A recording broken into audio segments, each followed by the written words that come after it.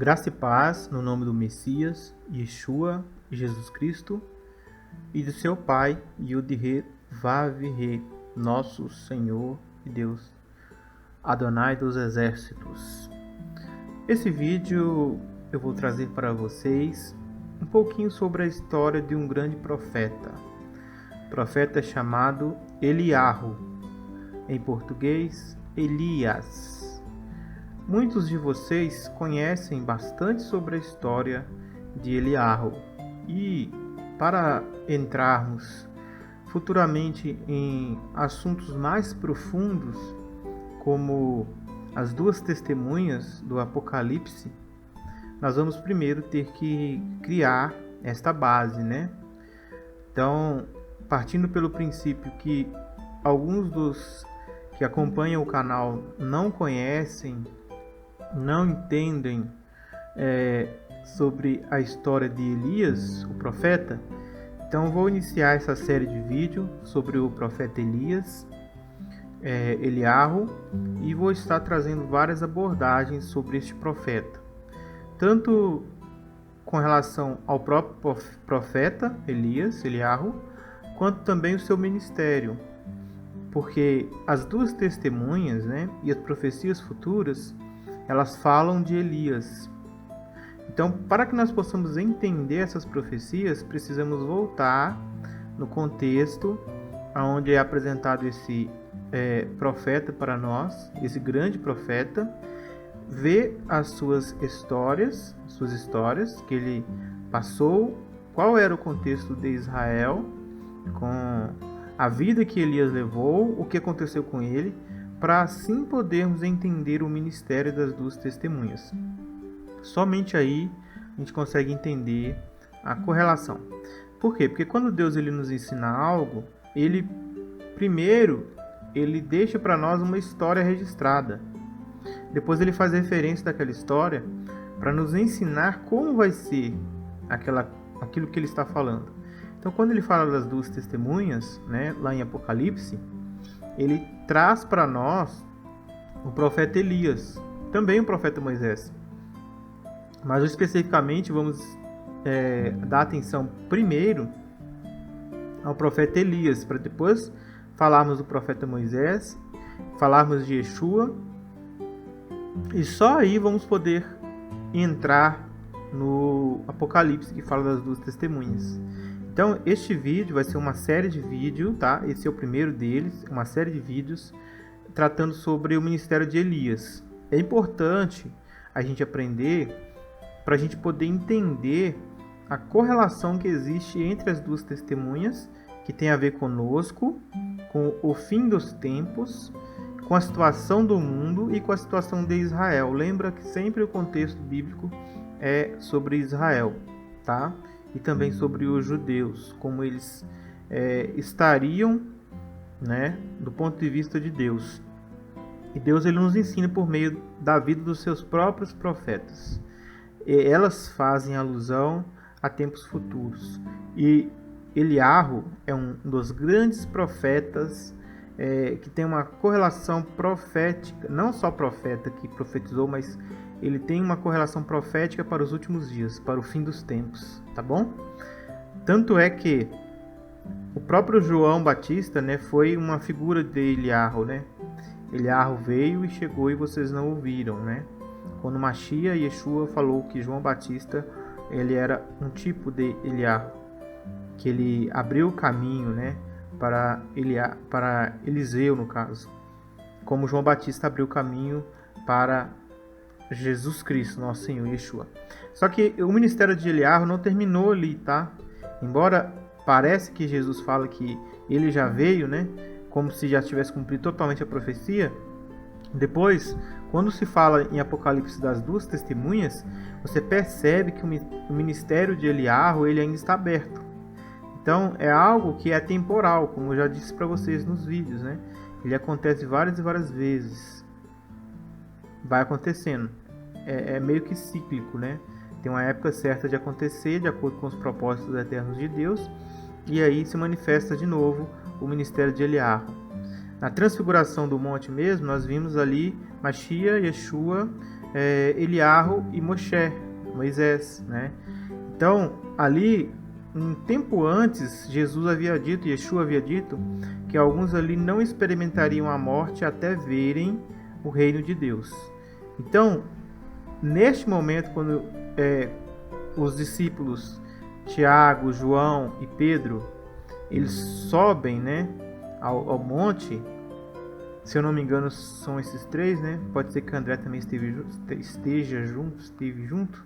De momento agora eu não me lembro, mas alguns dos, né, apóstolos, não todos, eles presenciaram a transfiguração de Machia e Yeshua no monte, e aí ele brilhava, também os outros dois, e Eliarro e Moshe também brilhavam, e aí é uma mensagem para nós empolgante. Então, para entendermos essas coisas todas, estão todas conectadas. A transfiguração do monte está conectado, a vida de Elias com o profeta está conectada, a vida de Moisés está conectada, tudo isso conectado com Machia. Por quê? Porque os dois apareceram no monte. E depois em João, lá no Apocalipse, ele testemunhou para João que haveria um ministério de Elias e de Moisés novamente nos últimos dias. É de fato empolgante as profecias, né? Quem gosta de estudar as Escrituras se fascina com a grande riqueza de detalhes que existe na Bíblia sobre isto.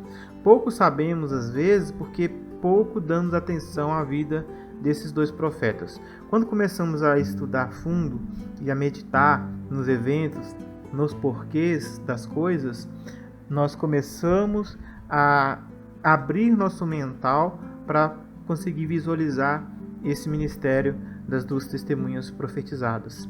Vou começar lendo aqui com vocês o texto de Tiago, Tiago, irmão do Senhor Jesus, Senhor Yeshua.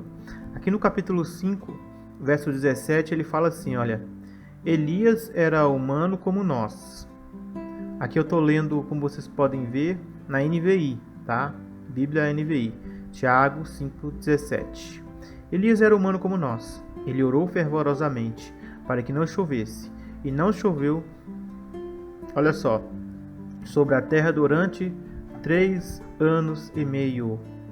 Isso aqui, pessoal, é uma coisa fantástica, porque o ministério das duas testemunhas é profetizado no Apocalipse, que a duração dele é 42 meses, exatamente 3 anos e meio. Tempo e metade tempos.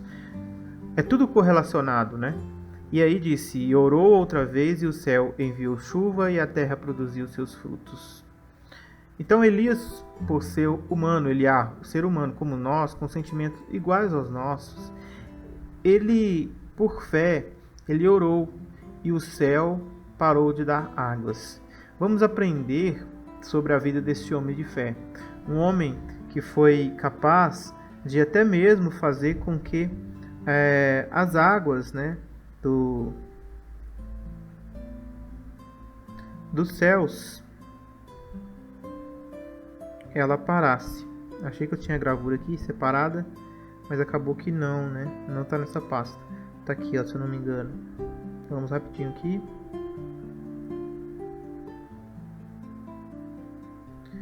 Aqui a gente vê uma outra parte da vida de Elias, né? Que nós vamos estudar nessa série, quando ele vai aos céus com cavalos de fogo. E aí nós vamos ver também no estudo de Elias, do profeta Elias, este evento também, né? Que o anjo do Senhor o alimenta. São vários, né? O que eu queria mostrar aqui também é uma coisa interessante que acontece no ministério de Elias. Ele corre, né, mais rápido que a carruagem do rei e chega primeiro que ele debaixo de chuva. Lembrando que Elias já era um senhor idoso, né? Então ele foi tomado pelo poder do Espírito. Uma das características do Espírito, do Ruach Elohim, é o Espírito de poder, né? Que habilita os servos de Deus, o Altíssimo, a realizar coisas que anormais, né? ao nosso ver. Então ele também recebeu, ele foi um profeta poderoso, né, de grande poder. Aqui, ó, aqui também tem uma que ele faz fogo cair do céu, como as duas testemunhas fará, e ele fez aqui também ele fez tanto parar de chover quanto ele fez chover, né? Quando nós falamos ele fez, tá, pessoas? Só para deixar claro para os irmãos que não é Elias que fez isso, tá? A fé de Elias fez com que Deus ele realizasse seus propósitos. Ele usou Elias, tá bom? Vamos dizer assim. Como a gente fala, né, que Moisés abriu o mar vermelho, não foi Moisés que abriu o mar vermelho. Foi o Senhor que abriu o mar vermelho, né? Mas a gente fala que Moisés que abriu. Então, quando eu usar essa expressão, não fique chateado comigo não, tá? Que eu estou atribuindo coisas de Deus a homens. Não. Foi o nosso Elohim que fez, tá? Ele que fez chover, mas por meio de Elias, tá bom? A Bíblia fala, né? Aqui Tiago, né? Ó, ele orou fervorosamente para que não chovesse e não choveu. Tá vendo? Não choveu. Então a oração de Elias foi uma oração muito poderosa. Nós vamos estudar hoje um pouco do início dessa trajetória, tá bom? Vamos conversando, lendo, e como todos os nossos estudos a gente faz, né? É um estudo de resenha, né? A gente vai conversando, a gente vai expondo alguns pontos de vistas, de algumas conclusões, né? De alguns estudos e assim por diante. Tudo começa no capítulo 17 de 1 de Reis. 1 de Reis. Ok? 1 de Reis, capítulo 17. O que eu tenho aqui? Eu tenho Bíblia King James. Vou colocar de uma cor aqui vermelhinha para vocês conseguirem ver melhor. Bíblia King James. Tenho também a Bíblia Hebraica. E tenho também a Aramais. E na de cá eu tenho a NVI, tá? Essa Bíblia aqui, toda aqui, ó. Vocês estão vendo? NVI. Tá aqui, ó. NVI. Essa aqui eu vou deixar no texto aqui, que é o texto base do estudo. Um homem de fé que orou e não choveu por 3 anos e meio. Tudo correlacionado com o ministério das duas testemunhas, tá? Que nós vamos chegar lá no fim do estudo dessa série, né? Profeta Elias, profeta Moisés, e aí nós vamos entrar nas duas testemunhas. Aí nós vamos entrar e vamos rever alguns conceitos e fazer as correlações necessárias. Aqui diz assim, ó. Eliarro, primeira coisa que eu gostaria de conversar com vocês é sobre o nome dele. Aqui na versão King James, Rei James, aqui ele traz a forma de se pronunciar, a transliteração para o português. A gente não deveria, né, falar Elias, tá? Essa não é uma transliteração correta, isso é uma tradução. Lembrando que a gente não traduz nomes, né? A gente translitera. Então, o correto não seria falar Elias, tá bom? Como também não seria correto falar Isaías, Jeremias, não. Aquela pessoa não chama Isaías, não chama. Aquelas pessoas lá tinham outros nomes. Elias, né, que a gente fala aqui, é Eliarro, ok? Eliarro. Essa é a transliteração para o nome dele. Se é para mudar, né, a gente tem que falar como era falado. Mas é aceitável, tá bom? É aceitável, fala Elias, não tem nenhum problema, você não está pecando, porque é uma forma dos povos, né, que não tem a sabedoria do conhecimento do hebraico, né, nem a forma de falar do hebraico correta, se expressar, né, e marcando bem aquele personagem bíblico ali. Então Elias é um grande profeta, né, que viveu, que nós vamos estudar sobre ele, e aí nós vamos usar Elias, também vamos usar Eliarro. Mas só para deixar claro para vocês que o correto deveria ser Eliarro. Quando falarmos Elias, deveria ser Eliarro, né? Mas já que a gente está no Brasil, a gente fala português, então vamos falar Elias também. Não tem problema nenhum. Eu não quero dividir opiniões com relação a isso, tá? Se você gosta do hebraico, você pode usar Eliarro. Se você gosta do português, falar como está escrito no português, pode falar Elias perfeitamente. O que significa Eliarro? Então, se a gente trazer aqui, ó, clicar 2 vezes, você vai ver aqui está a transliteração da forma que fala. Elijá, né?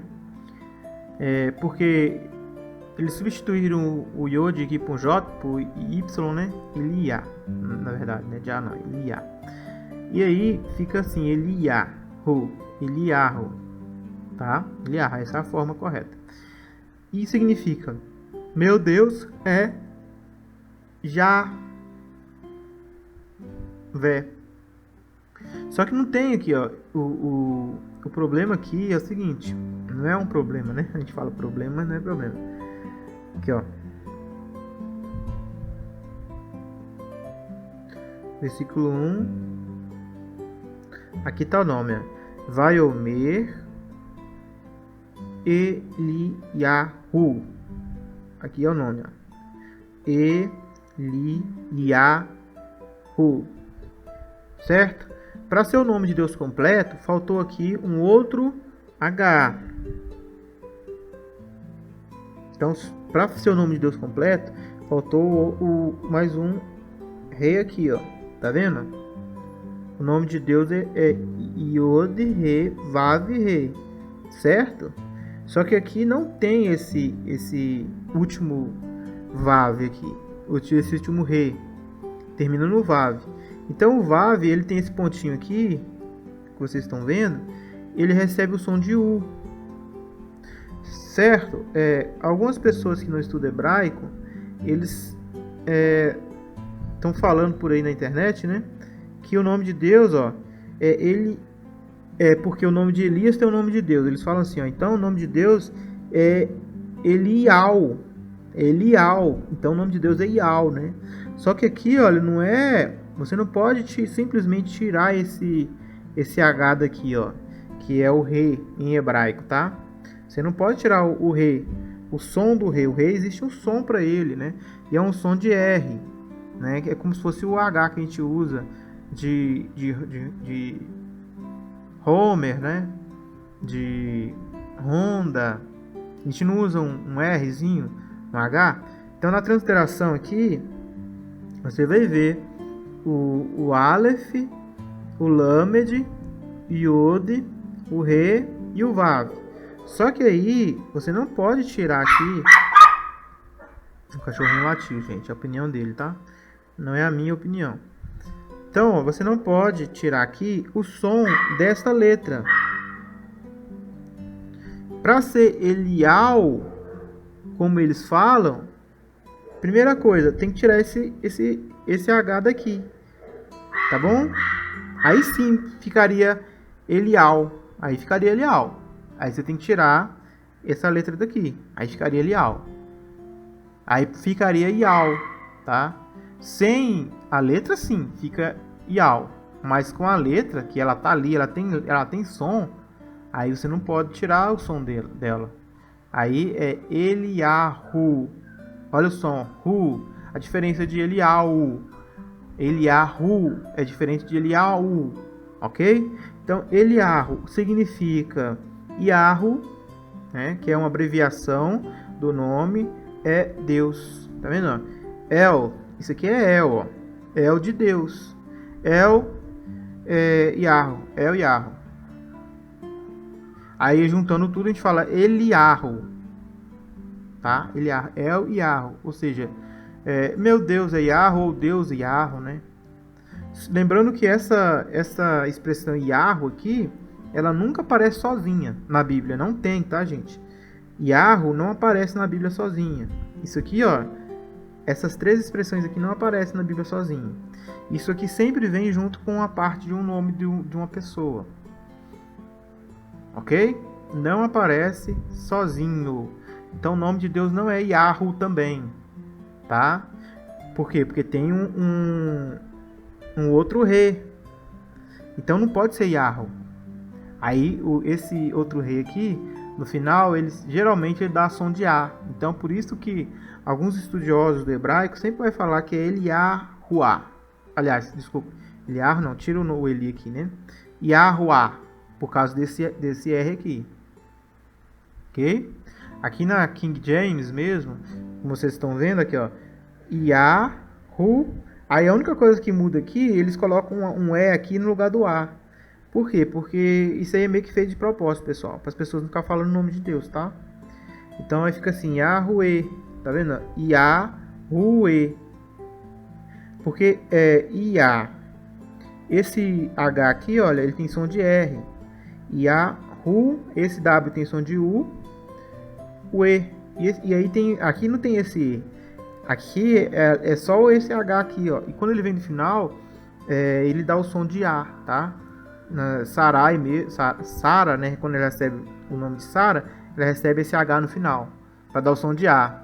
Sará, tá? Bom, isso aí é o nome, sobrenome de Deus.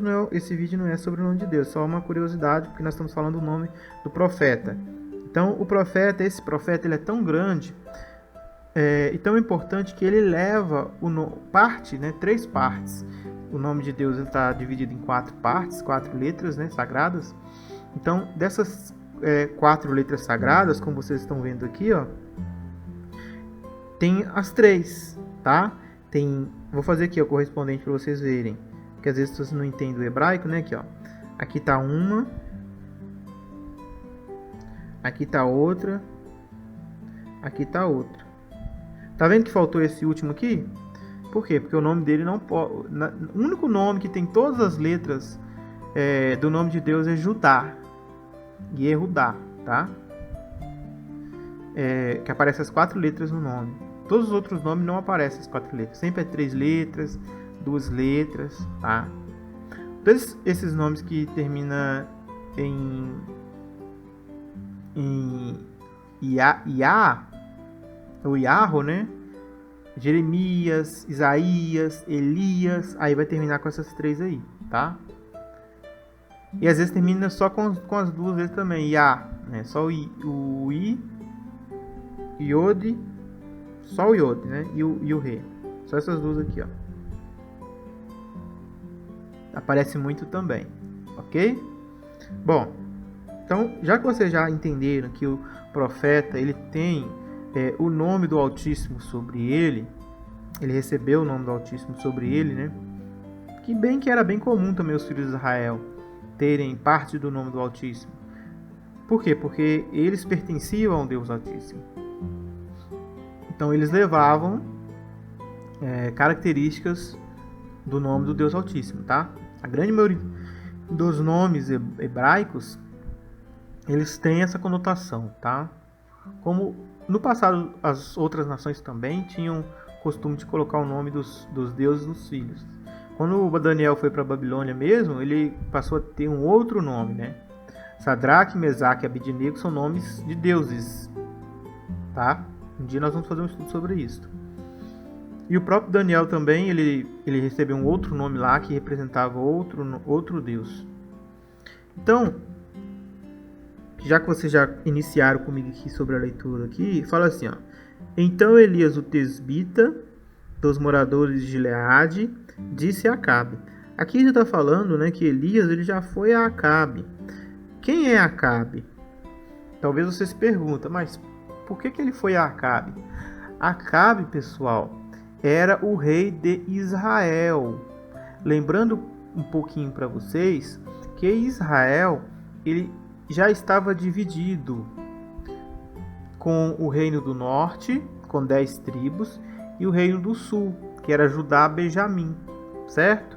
E na do sul também os levitas habitavam por causa do templo.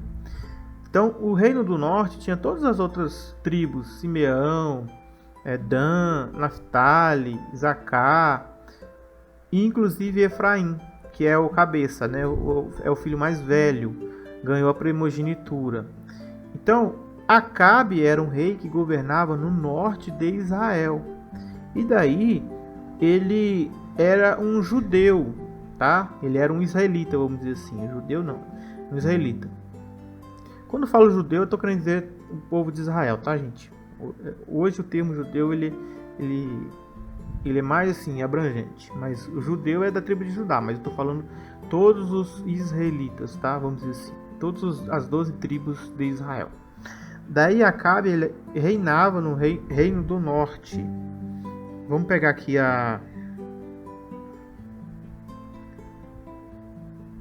o mapa, né, para vocês verem, para vocês ficarem ambientados sobre o assunto. Aqui nós temos essa região aqui, ó, de Jerusalém, né? Aqui é a capital do sul, onde você está vendo? Onde você está vendo aqui Jerusalém, né? Aqui é o reino do sul. E toda essa parte aqui para cima, né, é o reino do norte, tá? Aqui tinha 10 tribos e aqui tinha 2 tribos. Isso aconteceu, né, por causa de umas profecias bíblicas que nós vamos estudar no estudo das 2 casas de Israel. Parece que está demorando de eu falar sobre esse assunto, mas é porque realmente a gente precisa falar sobre outras coisas antes, tá? Para vocês entenderem bem quando nós chegarmos lá. Vai ter o estudo das 2 casas, vocês vão entender o porquê que a casa de Israel foi dividida em 2. E aí aqui o rei daqui, né, era o rei Acabe. Acabe.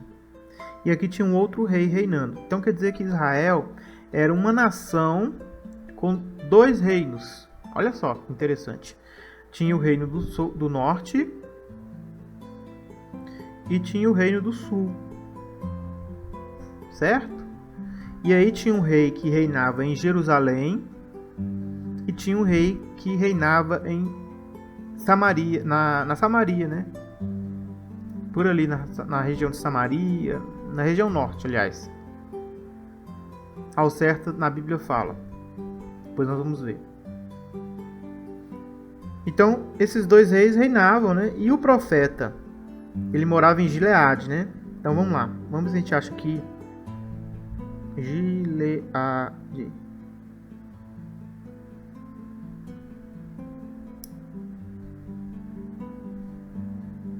Israel.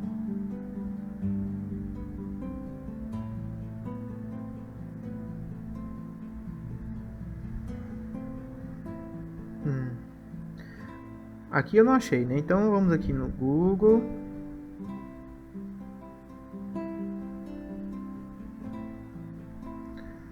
Não quero saber de Magazine Luiza agora. Então vamos lá cá. Gileade, Israel.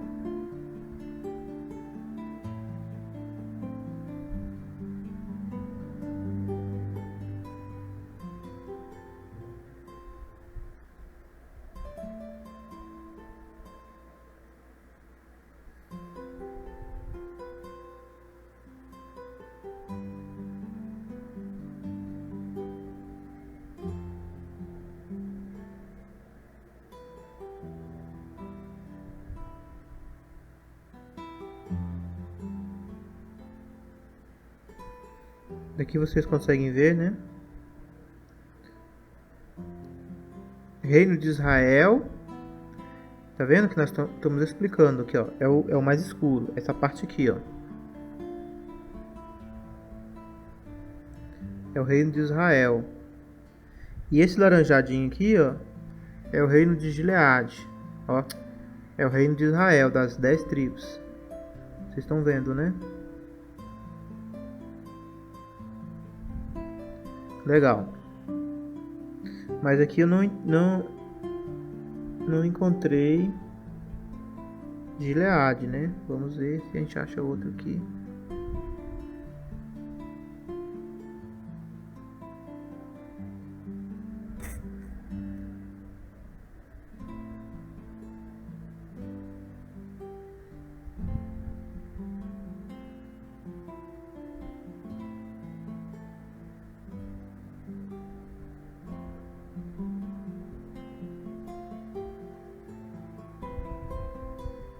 Aqui, ó. Bem aqui, ó.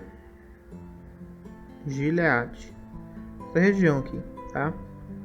Gileade. Então, ele vivia nessa região aqui, ó. E o rei, né? Morava por aqui, ó. Nessa região aqui, ó.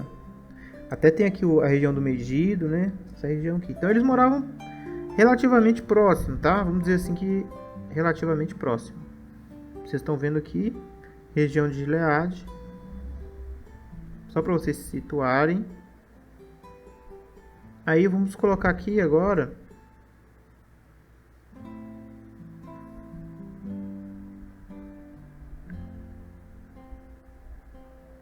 reino Acabe.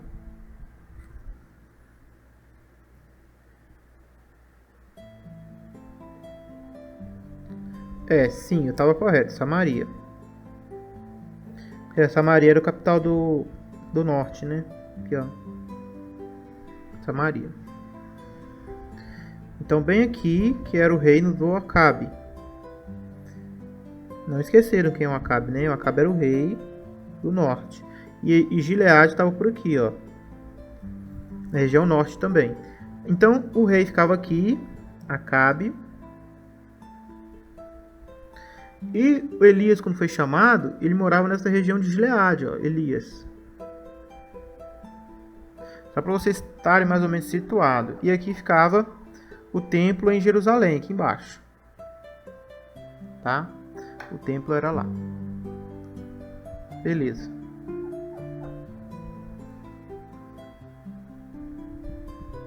Vamos voltar lá para o nosso estudo.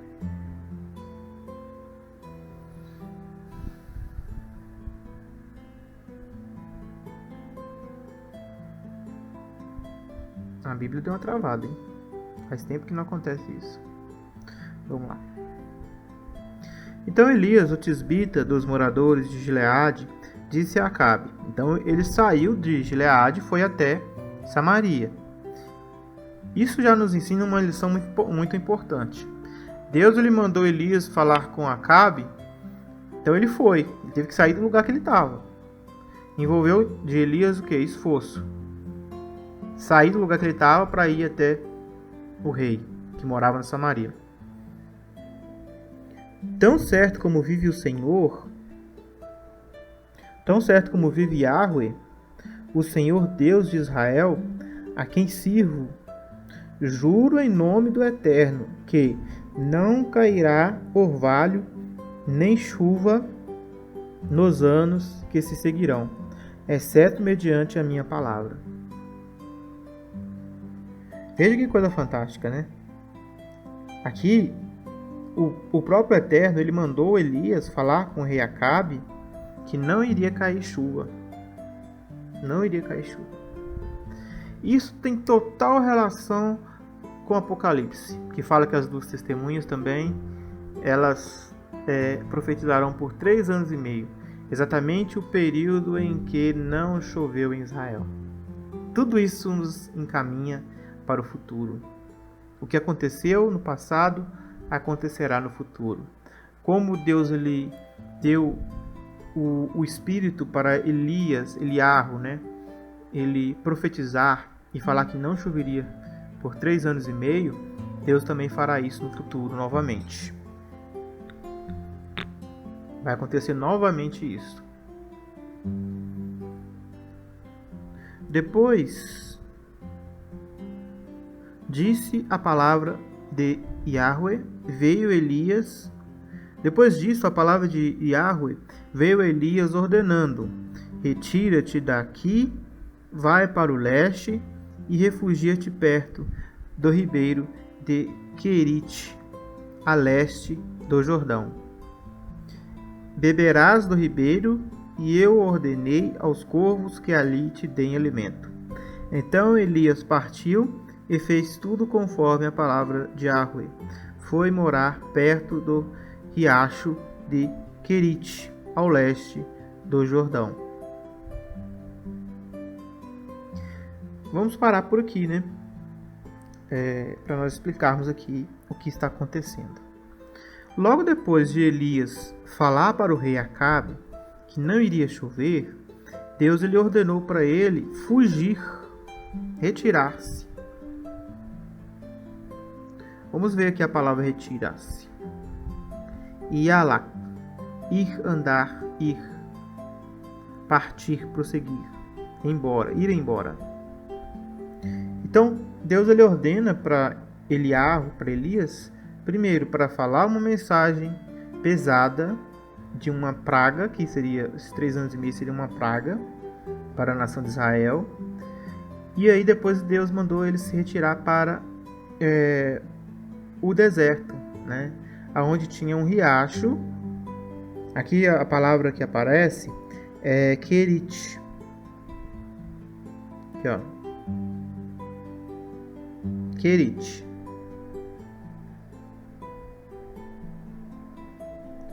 Querite.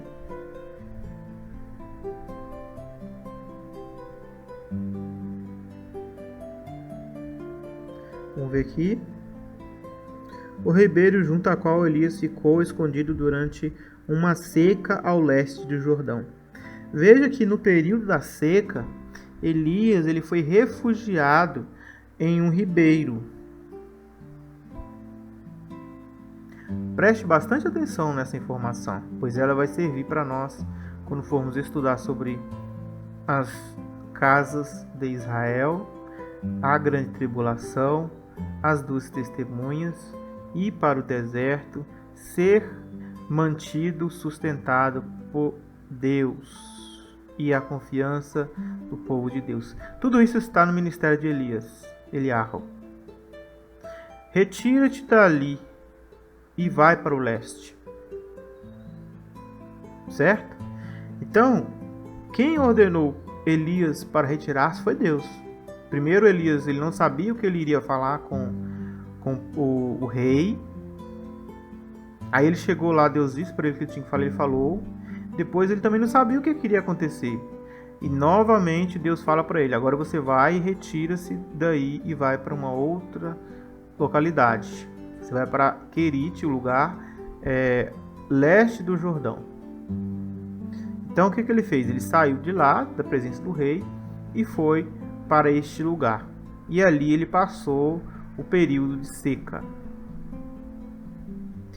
Só que o mais interessante dessa passagem é que, além dele poder beber da água deste riacho, um riacho provavelmente que ninguém nem esperava que teria água, talvez, nesse período de seca, ele também seria alimentado por corvos, né?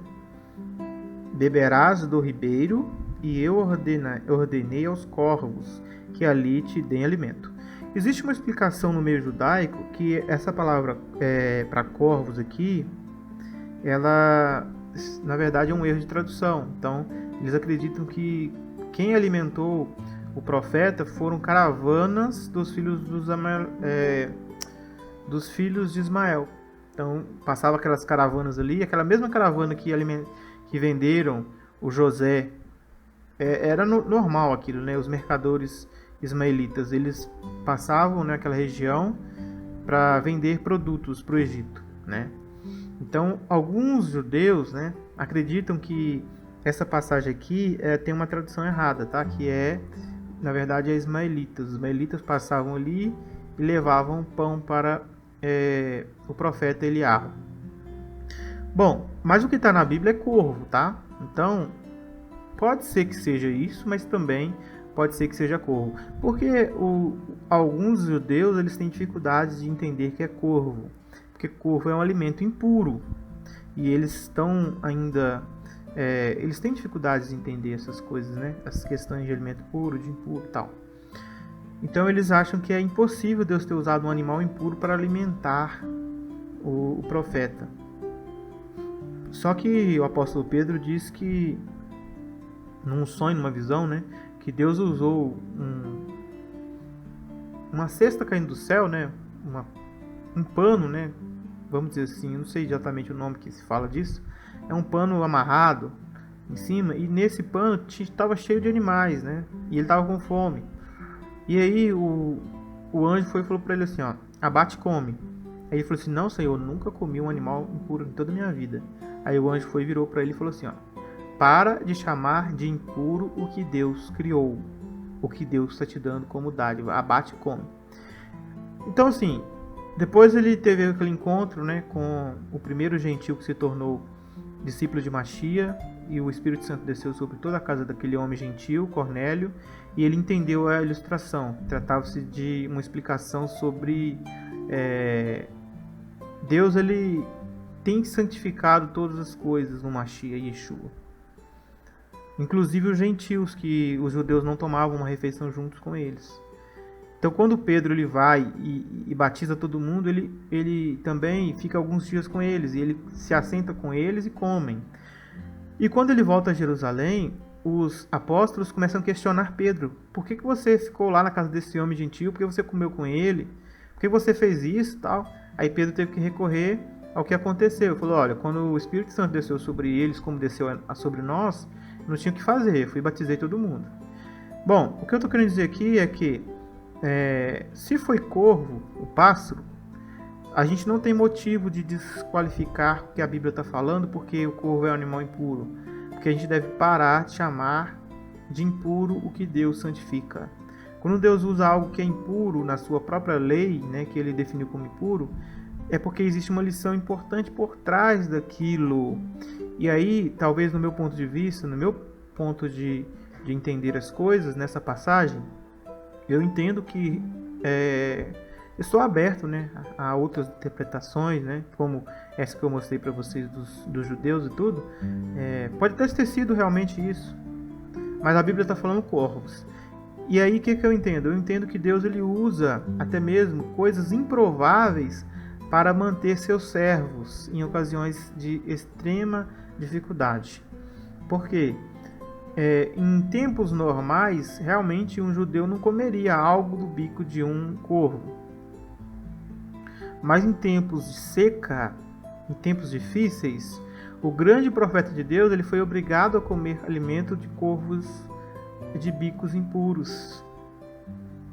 Certo?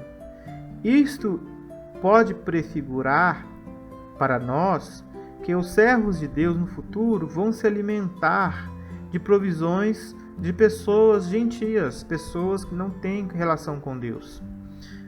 Onde eu tirei essa correlação? Lá em Mateus capítulo 25, quando Jesus, Yeshua, ele chega no seu glorioso trono e se assenta e vai julgar as nações, ele separa uns dos outros como ovelha separa os cabritos das ovelhas, como o pastor faz separação. Daí ele fala, né, para as ovelhas que elas vão receber o reino, porque elas tinham visto ele passar fome, sede, nudez, e foram visitar na cadeia. Aí eles perguntam para Jesus assim, para Yeshua: Senhor, quando foi que te vimos e te alimentamos e te fomos visitar na cadeia? Aí Machia fala assim, a um desses meus pequenos irmãos que o fizestes a mim. Ou seja, os irmãos de Jesus, os que fazem parte da igreja de Cristo, do corpo de Cristo, eles serão alimentados, visitados na cadeia por pessoas que não são da igreja e que vão ser salvas quando Machia chegar. Ele vai demonstrar compaixão por essas pessoas porque elas fizeram algo de bom para seus irmãos. Não porque elas tiveram fé nele ou tiveram obras de justiça, né? Porque também ninguém vai ser salvo por obras, mas que confiaram, acreditaram ou se converteram a ele. Não, eles vão ser salvos pela grande graça e misericórdia do Machia. E aí, quando eles perguntarem por que eles estão sendo salvos, o Machia vai dizer: vocês fizeram ao mínimo dos meus pequeninos, vocês alimentaram. Então, no meu ponto de vista, essa passagem pode estar fazendo uma alusão a isto. Os corvos, né, como na visão de Pedro, do apóstolo Pedro, que os animais representavam os gentios que se chegariam à congregação cristã, naquela visão de Pedro ali e tal. E aí ele entendeu que estava aplicando-se a Cornélio como gentil, que pertencia agora ao corpo do Machia. Então também, né, nesse caso, os corvos aí, eu entendo que pode ser uma tipificação de que o povo de Deus, né, o corpo de Cristo que estiver vivo e profetizando como o ministério de Elias, vai ter, né, nós vamos aprender isso futuramente com detalhes, vai ter que fugir, às vezes vai ter que fugir, né, e aí vai ser alimentado por pessoas que aparentemente não faria isso. Como aparentemente corvos não alimentam seres humanos, tá bom? Esta aí é uma das visões, tá, que prefigura aí o estudo que a gente vai fazer. Mas já que nós estamos falando disso, já vou falar aqui agora para não precisar de voltar para falar de novo, tá? Essa parte aqui. Então os corvos iriam alimentar ele e ele se alimentou dos corvos e bebeu do riacho. Então Elias partiu e fez tudo conforme a palavra de Yahweh. Tudo conforme. E foi morar perto do riacho de Querite, leste do Jordão. Então ele fez exatamente o que Deus queria. Ele foi morar, ele mudou-se. Ele mudou para lá. Deus falou, ele fez. Os corvos lhe traziam pão e carne pela manhã, como também pão e carne ao pôr do sol. E depois saciava a sua sede nas águas do ribeiro. Então, queridos, olha que coisa magnífica, né? Aqui está falando que os corvos traziam. Pelo contexto aqui, se você for analisar, essa explicação dos judeus, ela sai um pouco fora do que a Bíblia está falando. Por quê? Porque esses corvos traziam alimento para ele 2 vezes ao dia, pela manhã e no pôr do sol. Assim, nada impede também que a caravana passasse ali de manhã e de tardinha. Mas fica assim bem estranho, não fica? De manhã e no pôr do sol. E aqui está falando que os corvos iam especificamente para levar alimento para ele. Então não era uma coisa casual, né? A caravana está passando ali, viu ele, então eu vou te dar aqui. Mesmo porque a gente sabe que os ismaelitas, eles tinham rixa com os israelitas. Então eles não gostavam muito dos israelitas. Então, assim, de repente um israelita ficou bonzinho, né? E começou a dar para Elias a comida. Claro que se Deus quisesse, poderia acontecer também, né, gente? Mas por este texto aqui, você já começa a ver que a visão que eu tenho, né? Que realmente foram corvos, aqueles animais negros, né? E que são repudiados pelos judeus. E é interessante que Deus ele usou exatamente um animal assim para alimentar a fome do homem de Deus. Isso nos traz mais uma reflexão.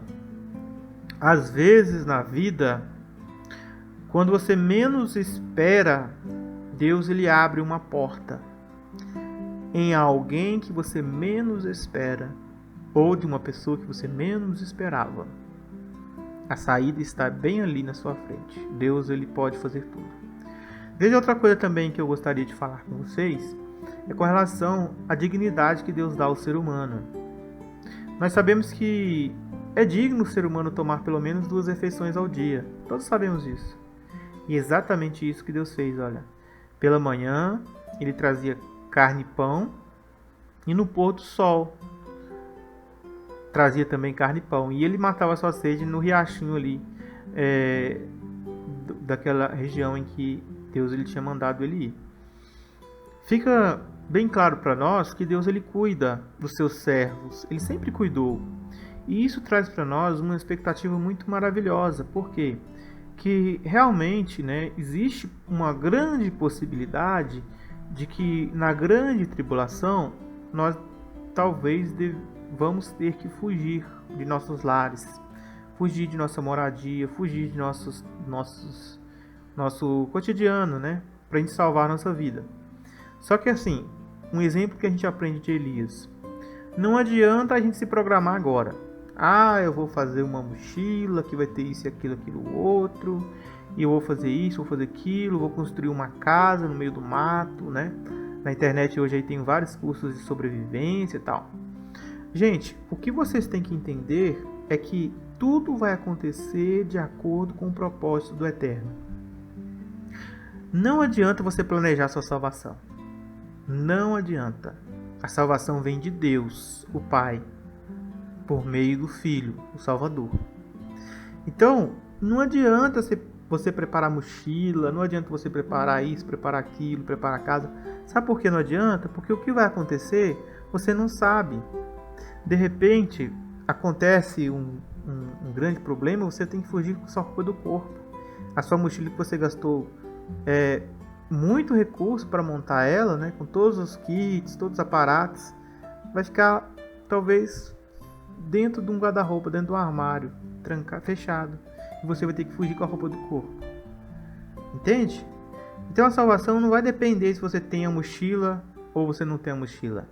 A salvação não vai depender se você se preparou para viver no meio do mato ou não. Vou fazer uma pergunta sincera para vocês aqui. Vocês acham que Elias tinha se preparado para viver no meio do deserto? Bebendo água do ribeiro e comendo comida que um corvo entregava a ele? Ele se preparou para isso? A resposta é não. Não teve nenhum tipo de preparo para isso. Simplesmente ele obedeceu exatamente tudo que Deus disse. Por ele obedecer, Deus ele providenciou para Elias o que ele precisava para continuar a ficar vivo. Então, talvez você pense que na grande tribulação você vai passar fome, né? Porque você não vai poder comprar nem vender, né? Senão você vai receber a marca da besta e tal. E aí você começa a ficar desesperado com isso. Mas aí eu te pergunto, o mesmo Deus que usou corvos para alimentar Elias não pode te alimentar de alguma forma? E se Deus quiser usar corvos novamente? E se Deus quiser fazer a água brotar da rocha, como ele fez no deserto? E se Deus quiser fazer com que o pão caia do céu, como ele fez no deserto? E se Deus quiser que corvos te alimente de manhã e de noite, para que você fique totalmente saciado? E se Deus ele não quiser nada disso e você vai ter que se virar mesmo para você se alimentar? E se você morrer, mas fiel ao Messias? Você não será salvo? Então, não adianta especularmos qual é a sorte da salvação que cada um irá receber. O que nós devemos fazer, enquanto cristãos, é confiar plenamente na promessa de que Ele vai nos suster, Ele vai nos amparar. Como aqui estamos vendo, Deus ele falou a Eliarro, aqui olha, beberás da torrente e ordenei aos corvos que ali mesmo te sustente. Deus ele ordenou, né, já tinha dado a ordem, era algo concreto. Os corvos iriam sustentar o profeta Eliarro. Outra coisa também que eu gostaria de falar aqui, né, corvos, esses corvos aqui, existe uma outra possibilidade, tá? Só que assim, eu não posso afirmar para vocês que isso aconteceu. Para mim ainda são corvos mesmo, animais, tá? Mas existe uma outra possibilidade. Qual é essa outra possibilidade? Eu vou falar brevemente, não vou entrar tanto nesse assunto agora, que é um assunto muito delicado, que precisa de ser estudado. E mesmo assim, mesmo mostrando várias provas bíblicas, haverá muitos irmãos que vão discordar, tá? Então é um assunto polêmico, só vou mencionar a título de curiosidade, tá bom? É uma possibilidade. Você coloca na sua mente assim, ó, pode ser que aconteceu isso, tá? Vamos ficar com corvos, mas vamos pensar também que pode ter acontecido isso. Na Bíblia, às vezes, os seres superiores a nós, que vivem num outro plano, né, no Hashamai, lá nos céus, junto com o Criador, e até mesmo alguns que moram, né, na autoridade do ar, essas criaturas, esses seres, algumas das vezes que foram vistos por alguns dos profetas bíblicos, foram descritos alguns deles com o rosto de leão, com o rosto de touro, com o rosto de águia, e outros até com rostos humanos. Então, assim, eu tenho uma teoria comigo que às vezes a Bíblia fala de um assunto, mas ela não fala tão profundamente, porque ainda não é o momento de nós entendermos e sabermos destas coisas, tá? Mas parece que algumas dessas criaturas realmente possuem rosto, né, e formas de alguns animais, ok? Daí a gente pode entender que pode ser que estes corvos aí seja uma classe de espíritos, né, que nós falamos anjos, mas uma classe de seres que aparentam corvos. E aí eles foram incumbidos de alimentar o profeta nesse período. Uma possibilidade, tá bom? Neste assunto eu vou falar quando eu vou falar sobre os reptilianos, que também tem um fundo de verdade nessa história toda aí. A gente já começa a ler a Bíblia e começa a entender por que surgiu essas histórias. Porque todo mito, gente, todo mito tem uma razão por trás, tá?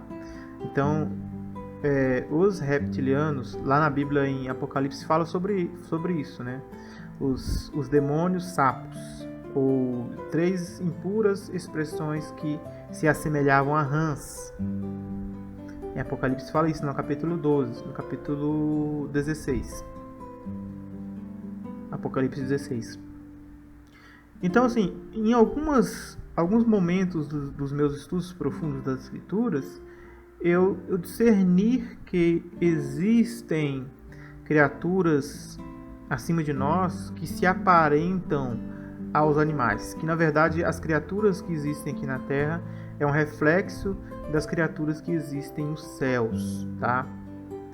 Então, assim, eu tenho comigo essa teoria, é uma especulação, tá? Não tenho comprovação bíblica para afirmar categoricamente que é assim. Mas por algumas entrelinhas das Escrituras e do livro de Hanor, né? Eu entendo que exista sim os reptilianos, que são, na verdade, criaturas humanoides, mas com rosto de répteis, né? E elas realmente estão por aí, né, governando o mundo. Só que na verdade elas são anjos, né? São híbridos, vamos dizer assim, híbridos. Vamos não entrar muito agora nisso não, que é um assunto muito profundo. Um dia eu vou fazer um estudo só sobre isso aí. Quem gosta vai gostar, né? Quem não gosta, não assista. São coisas profundas, né? Que a gente às vezes fala, mas não pode ficar falando muito que algumas pessoas não gostam. Mas assim, eu não tô aqui para também agradar ninguém, né? No dia que chegar o dia do estudo sobre este assunto, nós vamos falar e vamos mostrar por que a gente acredita assim. Aí também, assim, não é para ninguém também ter que acreditar porque a gente acredita, não. Todo mundo tem livre escolha, livre-arbítrio. Olha, eu acho interessante sua visão, acho que é legal e tal, mas eu não acredito. Beleza. Não, irmão, olha, legal, eu também já pensei assim, eu já fui levado a pensar assim algumas vezes e tal. Legal seu raciocínio, eu acredito nisso. Não vamos ter isso como pedra de toque, né? Nossa pedra de toque é o Mashiach, Yeshua. Nesse nós acreditamos plenamente. As outras coisas são apenas especulações. E um dia nós saberemos, tá? Isso não deve se tornar momento de discussão, de briga, nada disso. É apenas compartilhando o conhecimento que a gente tem e às vezes alguns pensamentos mais profundos. Bom, seja o que for, eu ainda vou ficar com o corvo, a criatura, o animal, tá? Que alimentou ele de manhã e de tardinha. Que nos ensina uma lição importante. Deus cuidará de nossas necessidades. Ponto. Você foi chamado para ser profeta. O que é ser profeta? Falar sobre Deus, falar sobre coisas futuras. Tenha certeza que Deus ele vai te sustentar nos momentos que ele vê que você precisa. Bom, este é o primeiro estudo de Eliarro. É um estudo maravilhoso. Vai ter vários vídeos, muito gostoso. A gente troca muitas ideias legais. Vocês vão gostar de verdade. Eu sempre me empolgo quando eu falo desse assunto, porque traz até mesmo temas como viagem no tempo. Um vídeo que eu vou fazer, é fantástico. Viagem no tempo, ponto. Olha que interessante.